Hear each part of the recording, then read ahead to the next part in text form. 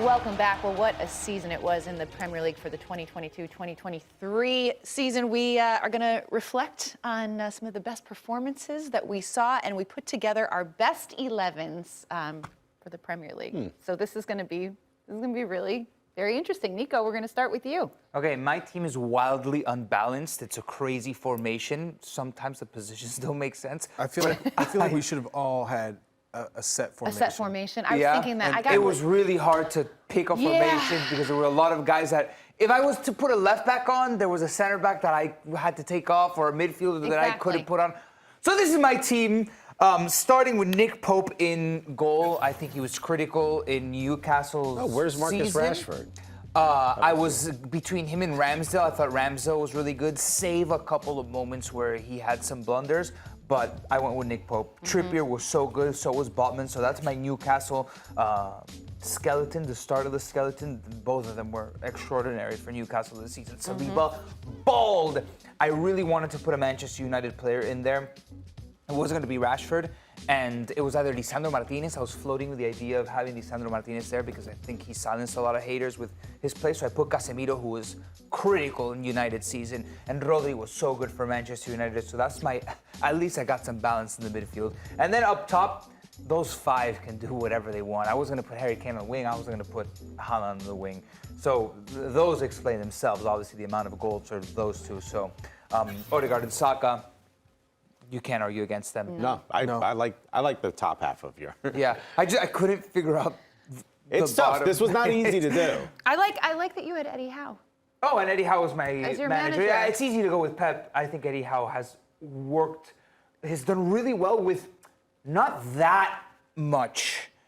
He'll have a lot more, I think, in the summer, but it's not a wildly incredible star-studded team. It's a very, very good team, and he got the most out of them. He's raised the level of each of his players for sure. Yeah. My team. Charlie. Yeah, that was cute. So Pep Guardiola is the obvious manager of the season, so I wanted to go with something different. That's why I went with Unai Emery. So if you exclude Pep Guardiola, Unai Emery for me is manager of the season. Now I went with Alisson as goalkeeper, and that's over De Gea, Nick Pope, and David Raya, who also was a big, and Ramsdale at Arsenal. But Alisson for me, I think he had a lot of saves that were expected goals high. So in terms of keeping Liverpool in a position to compete in Europe, Alisson's got to be your guy. Zinchenko as a left back, he changed the way Arsenal played. So for me, I got to go with Zinchenko. Then Ruben Dias is probably City's best defender. Akanji had the most games played as a center back, which is crazy. When you look at Akanji, Ruben Dias, Ake, Stones, Walker, it's actually Akanji who played the most, but I think Ruben Dias is the best defender. Saliba, what a defender he is this season. We saw the drop-off when he left. Trippier, I had to keep one Newcastle player in the team defensively because they're so good, and Kieran Trippier, in terms of assists and balls into the box, you got to go with him. De Bruyne, Rodri, Odegaard, Kane, that was the tough one. It was Kane, Mo Salah. I went with Kane just because he scored 30 goals on a really hopeless team. It's really impressive. Saka and of course, Haaland, the player of the season. Yeah, I didn't think it was that. I thought Pep is fine, but yes, the manager of the season, but it's kind of expected. I actually went with De Zerbi for my manager of the year. And when you look at my team, balanced, not really what I wanted either.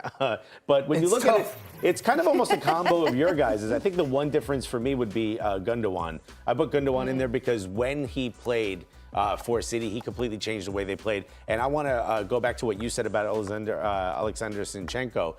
Towards the tail end of the season, I expected more from him, and it seems like he dipped a little bit. Akanji didn't play left back that I much, needed though. him somewhere back there, so I just threw him back there. I know what you're saying, but Lisandro Martinez also, I think, didn't get a lot of respect for the high level of expectation based on the signing and how he started out the season. Not the strongest, but really, really developed into that position.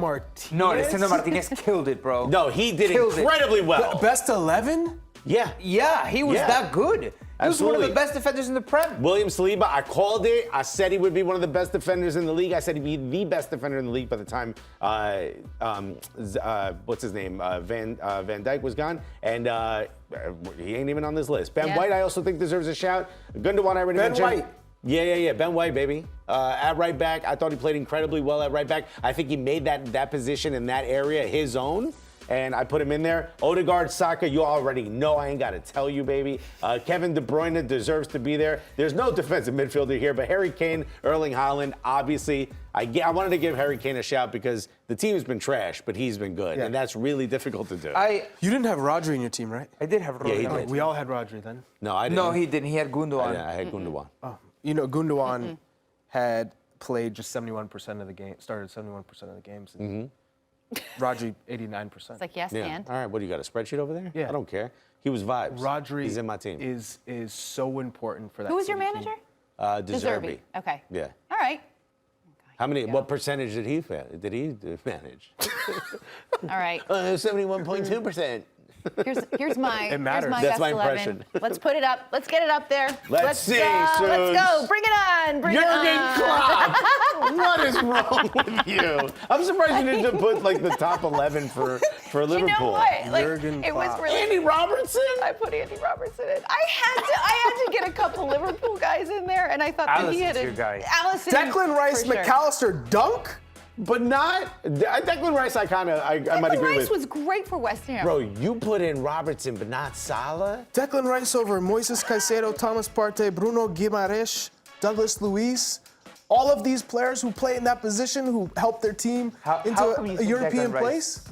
Is in the best league. Honestly, I Declan just Rice kind had a of great wanted season. to do something a little different and give credit to some guys that I think had really, really good seasons because I knew what you guys were going to do. And I just think that these are some players that probably should get some shine because they did really, really well. And I wanted to show some love to teams like Brighton. That Hey, respect to McAllister in there. Yeah, McAllister's a great one. McAllister's great. Because he's going to Rashford. Liverpool. And he's going to Liverpool. Yeah. Rashford over Harry Kane. Was that the decision? I don't like Harry Kane. I'm not a Harry Kane fan. I'll take it. And I don't Rashford enjoy over Manchester Salah. United. So like, you know, what I I could have put Casemiro on there, but I didn't want Said to. Harry So I love. It's hard not to like Marcus Rashford. So he's on there. But yeah, I mean, I feel great about this. And I knew the Jurgen Klopp thing was gonna get me roasted. But I am number one. This guy has won every single trophy for this club.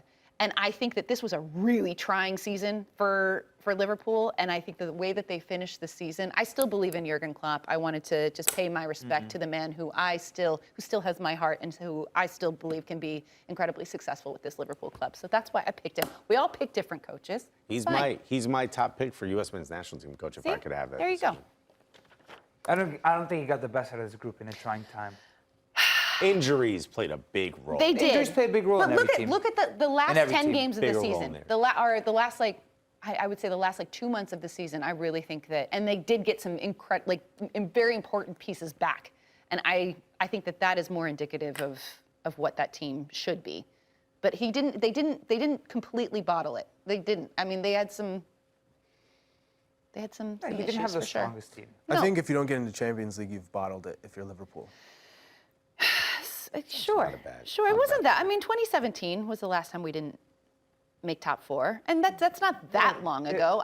They were keen on Nunez, and you know they signed I him still for a see lot some of money. upside there. I still see some. I see a lot of upside Yeah. too, but for this season specifically, when you sign a player that big, remember in the Community Shield when it was Haaland, Darwin Nunez, Yeah. and Nunez Yeah. came out of the gates flying, and it was like we thought it was going to be the Haaland versus Nunez show, and it was nothing but like it was Haaland just. Yeah, we no. didn't talk about Nunez No, this at all. Somebody season called was him not a Spicy success. Andy Carroll, and I think that's kind of funny.